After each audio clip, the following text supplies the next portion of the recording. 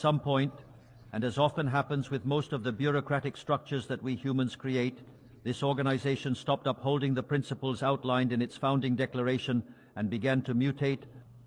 An organization that had been conceived essentially as a shield to protect the realm of men transformed into a multi-tentacled leviathan that seeks to decide not only what each nation-state should do, but also how all the citizens of the world should live. This is how we went from an organization that pursued peace to an organization that imposes an ideological agenda on its members regarding a myriad of issues that pertain to human life in society. The model of the United Nations that had been successful, whose origins we can trace back to the ideas of President Wilson, who spoke of a society of peace without victory and was based on the cooperation of nation-states, has been abandoned. It has been replaced by a model of supranational governance by international bureaucrats who intend to impose a certain way of life on the citizens of the world. What is being discussed this week here in New York at the Summit for the Future is nothing other than the deepening of that tragic course that this institution has adopted from a model that, in the words of the United Nations Secretary himself, demands the definition of a new social contract on a global scale, doubling down on the commitments of the 2030 Agenda.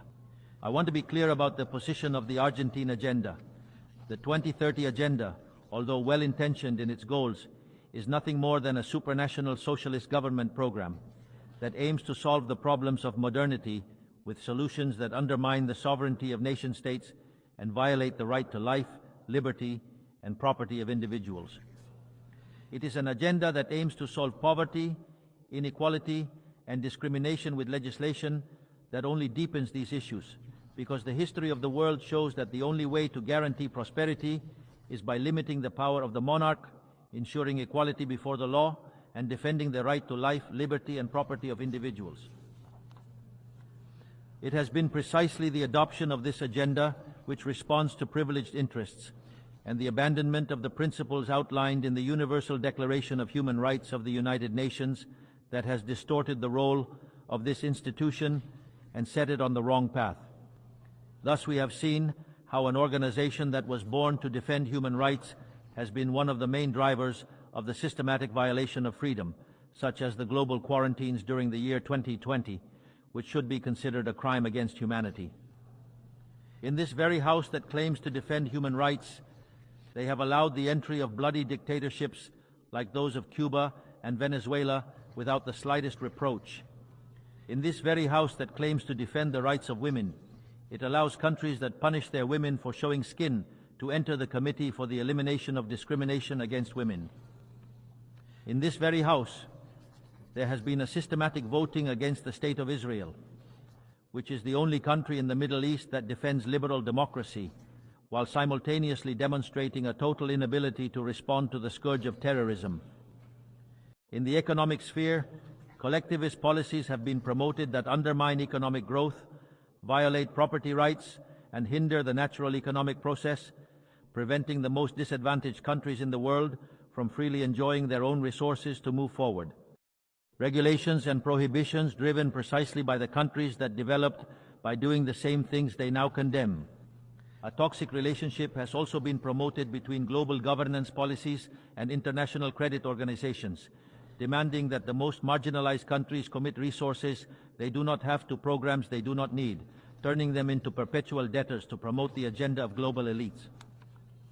The oversight of the World Economic Forum has also not helped, where ridiculous policies with Malthusian blinders are promoted, such as zero-emission policies, which primarily harm poor countries, and policies related to sexual and reproductive rights, when the birth rate in Western countries is collapsing, signaling a bleak future for all.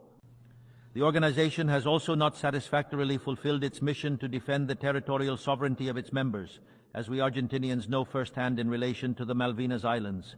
And we have even reached a situation where the Security Council, which is the most important body of this House, has become distorted because the veto of its permanent members has begun to be used in defense of the particular interests of some.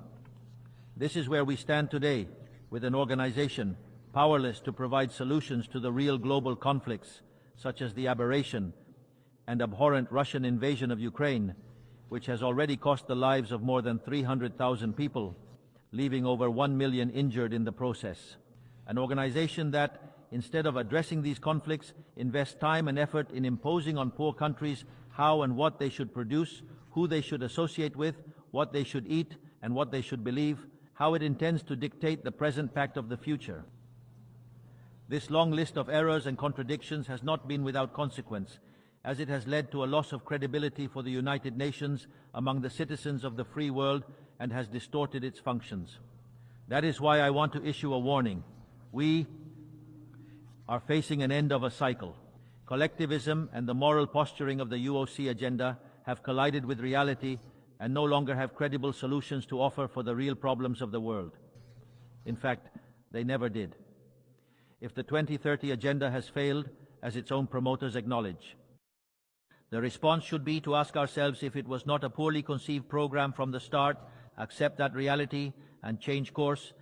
One cannot insist on persisting in error, doubling down on an agenda that has always failed.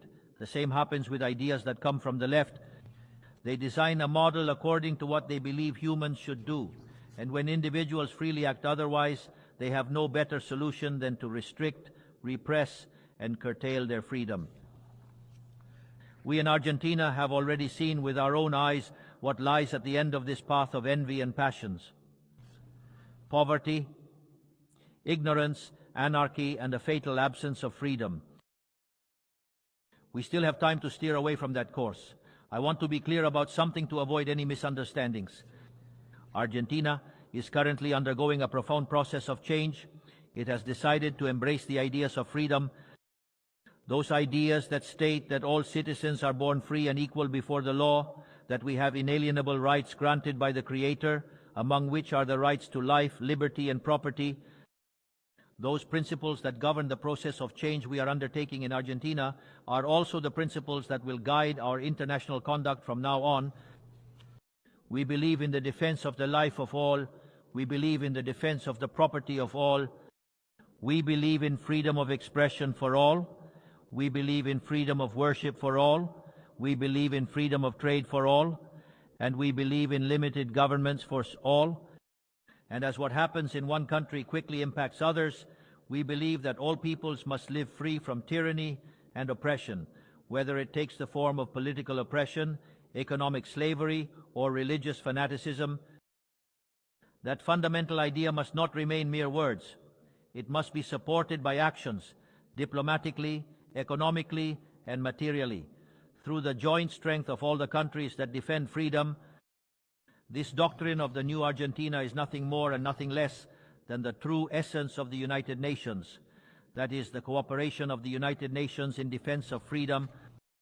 If the United Nations decides to return to the principles that gave it life and readapt the role for which it was conceived, count on the unwavering support of Argentina in the fight for freedom.